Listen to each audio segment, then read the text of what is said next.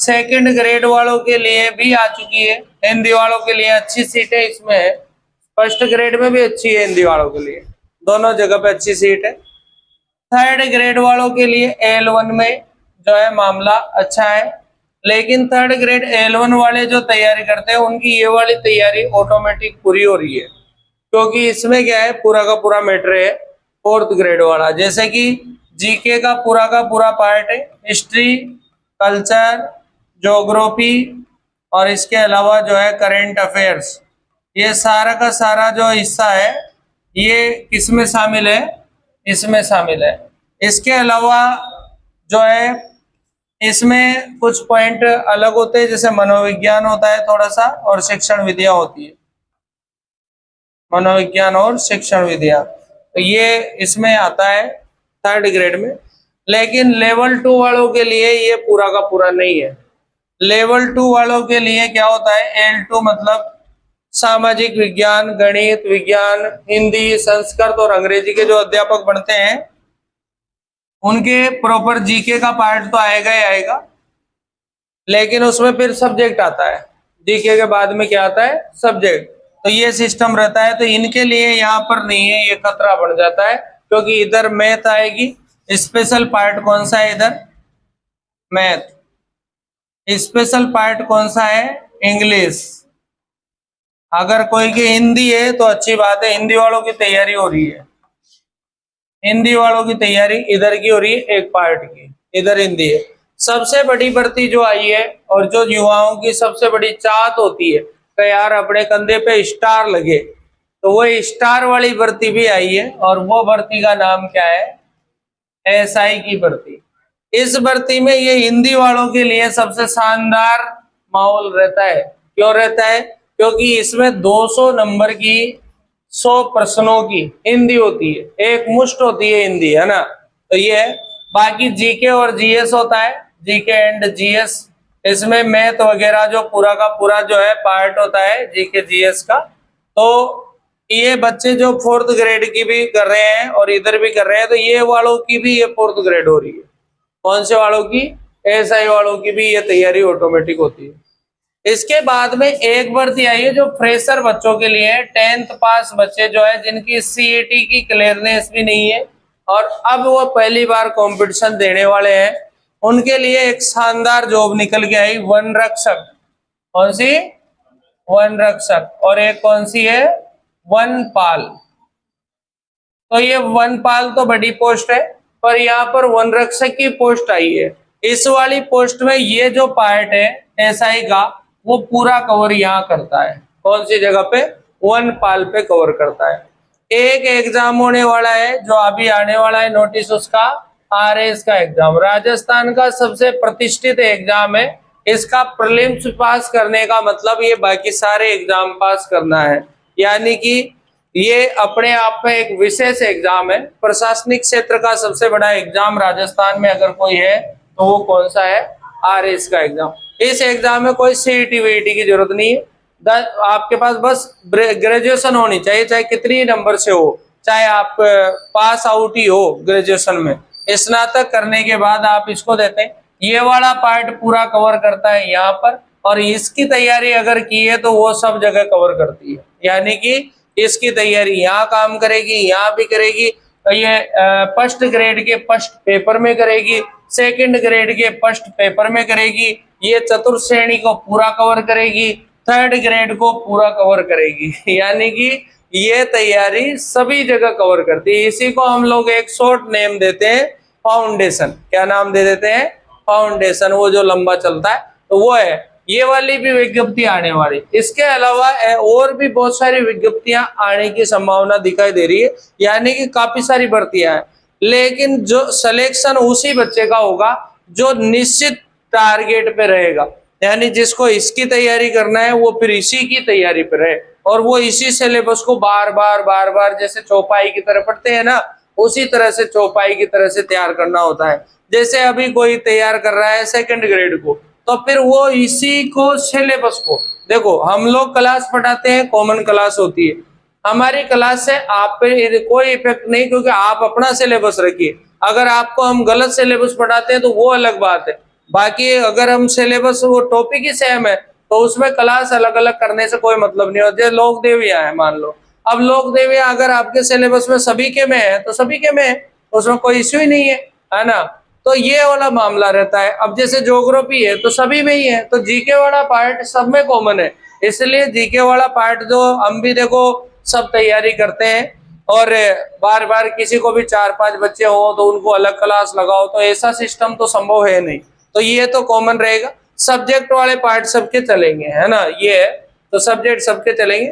तो आप लोग जिसके जो सबसे ज्यादा अपने पास प्रेशर बच्चे हैं, तो आप लोग यहीं पे टारगेट रखो, दुनियादारी से कोई मतलब नहीं है। अगर आपकी जॉब लगती है तो ये बहुत खुशखबरी होगी आपके जीवन की, क्योंकि ये कम बात नहीं है। आज के दौर में इस जॉब को निकालना, मैं आपको बताऊंगा जिस दिन रिजल्ट आएगा।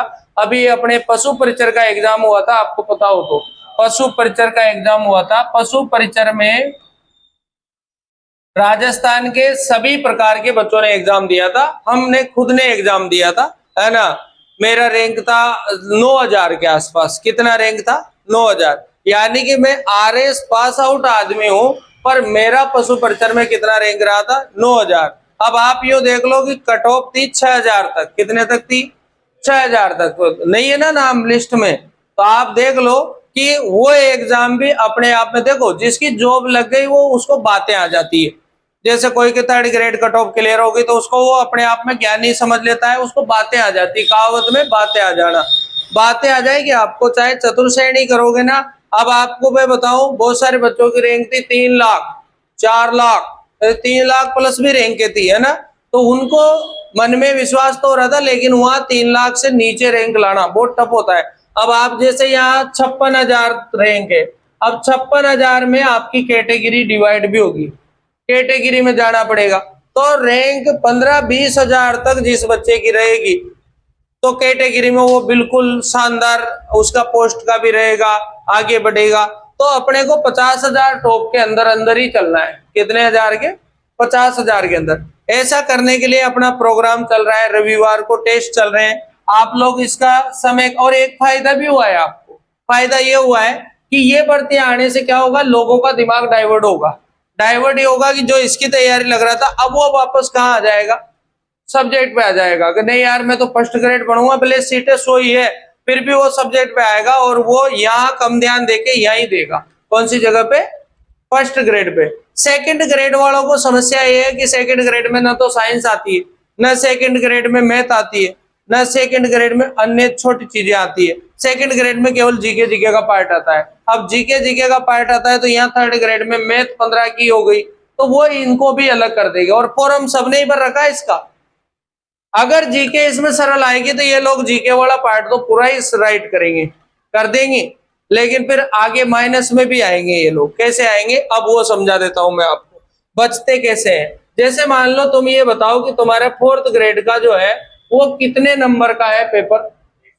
120 का। नंबर भी 120 ही है क्या? पर्सन भी 120 ही है। तो सिलेबस नहीं देखते क्या? देख रखा है? अरे चतुर्श्रेणी का देखा है क्या? कितने नंबर का है? चलो ये बताओ कि इसमें जीके का कितना नंबर है? जीके वाला कितना नंबर है टोटल? अरे कुछ तो देखा होगा। चलो क्वेश्चन बताओ, जीके के कितने क्वेश्चन है? ए तेरी ये क्या हुआ? हाँ, तुमने सिलेबस किसी ने प्रिंट नहीं करा रखा, सिलेबस प्रिंट कराओ। सिलेबस सबके पास होना चाहिए भाई साहब। हाँ, 70 नंबर। ये लो, ये जीके के लगा देते हैं 70 नंबर। करंट वारंट सब मिला दो, सब मिला करके कितना नंबर कर दो? 70 नंबर। सारी ये जीके में ही आएगी वो तो पूरी।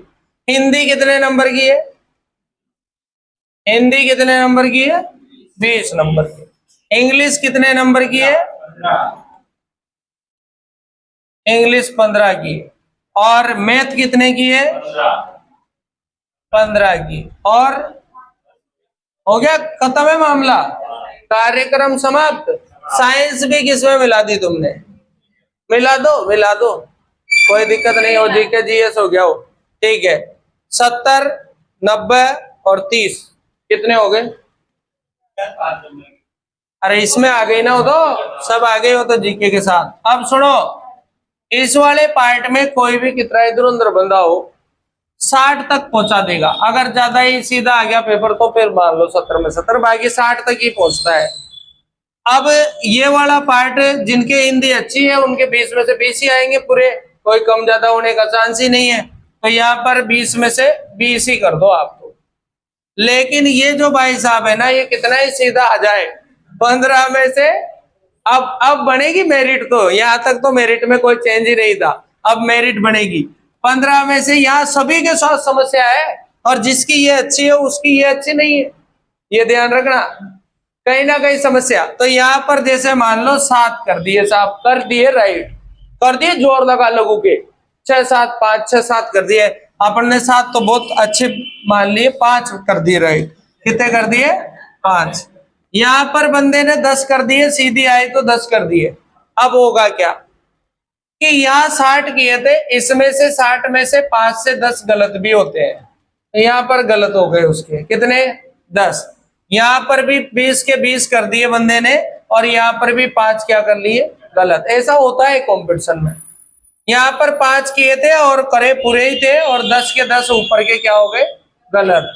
और अगर यहाँ पर ये किए थे 10 और 5 क्या हो गए? गलत। गलत कितने हो गए अपने पास? 5। 5 और 10 15 20 और 30 हो गए। 30 ही तो हुए, नहीं 0 कर दिया। तो ये 30 की मात्रा क्या हो गई? गलत। अब देखो बचते कैसे हैं, एग्जाम पास कैसे होते हैं उस पर करेंगे अपन बात।